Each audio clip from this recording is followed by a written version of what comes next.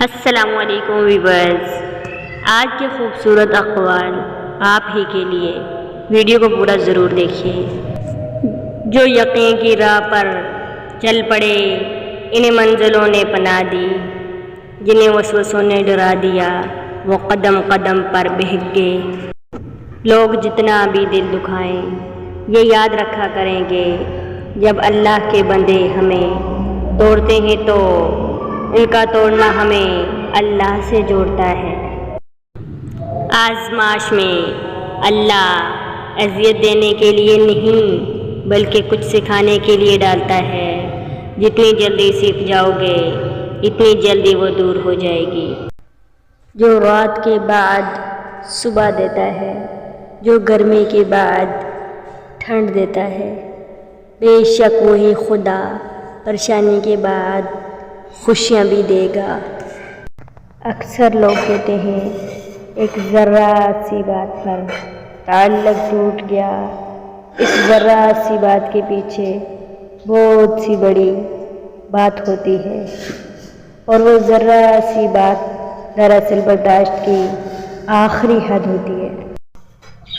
انسان جس کو مشکل سمجھ رہا ہوتا ہے، اللہ کی نگاہ میں وہ آسانی ہوتی ہے۔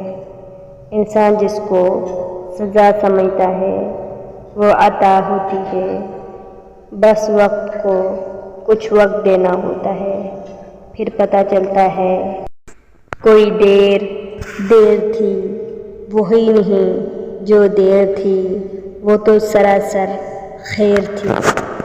اچھا، ہماری زندگیوں میں بے چینی کی ایک بڑی وجہ یہ بھی ہے کہ ہم جہاں موجود ہیں وہاں ہم نے رہنا سیکھا ہی نہیں۔ ہر وقت یا تو ماضی میں ہوتے ہیں یا مستقبل میں، اگر کہیں نہیں تو بس حال میں ہی نہیں ہوتے۔ حالات کوئی بھی ہوں، شکر ہمیشہ شکوے سے بہتر ہوتا ہے۔ ایک یہ جہاں ایک وہ جہاں، ان دو جہاں کے درمیان بس فاصلہ ہے ایک سانس کا، جو چل رہی ہے تو یہ جہاں، جو رک گئی تو وہ جہاں۔ زندگی جب بھی رلائے تو سمجھ جانا گناہ معاف ہو گئے، زندگی جب ہنسائے تو سمجھ جانا دعا قبول ہو گئی۔ اللہ سے ہمیشہ وہ طلب کرو جو تمہارے حق میں بہتر ہو، نہ کہ وہ جو تم چاہتے ہو۔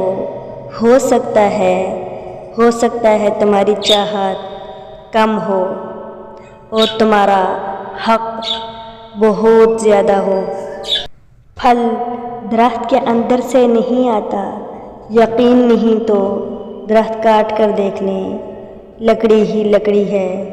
رزق زمین کے اندر سے نہیں آتا، یقین نہیں تو کھدائی کر کے دیکھ لیں، مٹی ہی مٹی ہے۔ یہ سب تو اللہ کے حکم سے آتا ہے، چاہے زمین سے نکالے یا آسمان سے اتارے۔